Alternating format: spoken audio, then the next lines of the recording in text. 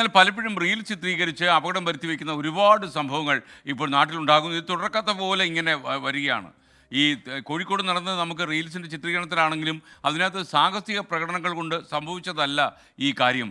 Chasing ചിത്രീകരിക്കുന്നതിനിടെ ഉണ്ടായ അപകടമാണ് ഈ യുവാവിൻ്റെ മരണത്തിലേക്ക് നയിച്ചത്.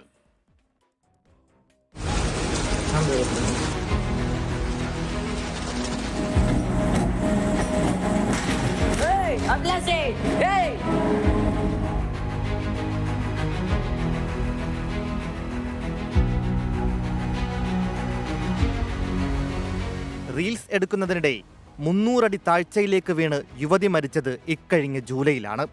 സോഷ്യൽ മീഡിയ ഇൻഫ്ലുവൻസറും വ്ലോഗറുമായ ആൻവി കാന്തറാണ് അന്ന് വെള്ളച്ചാട്ടത്തിൽ വീണു മരിച്ചത്. റീൽസ് എടുക്കുന്നതിനിടെ ഉണ്ടാകുന്ന അപകടങ്ങളും മരണങ്ങളും രാജ്യത്ത് തുടർക്കഥയാവുകയാണ്. കേരളത്തിലും ഇത്തരം സംഭവങ്ങൾ അനവധി.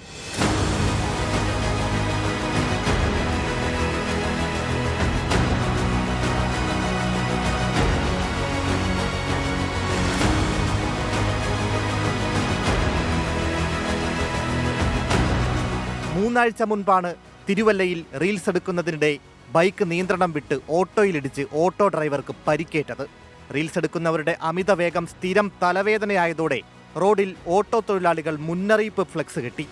റീൽസ് എടുക്കുന്നവരുടെ കൈയും കാലും തല്ലിയൊടിക്കും എന്നായിരുന്നു മുന്നറിയിപ്പ്. ഓടുന്ന ട്രെയിനിൽ തൂങ്ങി നിന്ന് റീൽസ് എടുത്ത വിദ്യാർത്ഥി പോസ്റ്റിൽ തലയിടിച്ച് മരിച്ചത് തമിഴ്നാട്ടിൽ. റീൽസ് എടുക്കാനായി ട്രെയിൻ വരുന്ന സമയത്ത് ഥാർ ജീപ്പ് ട്രാക്കിൽ കയറ്റിവെച്ച സംഭവം വരെയുണ്ടായി. അതിരിവിടുന്ന ഇത്തരം സംഭവങ്ങളിൽ ജീവൻ നഷ്ടമാകുന്നത് നിരവധി പേർക്ക്. Research desk 24.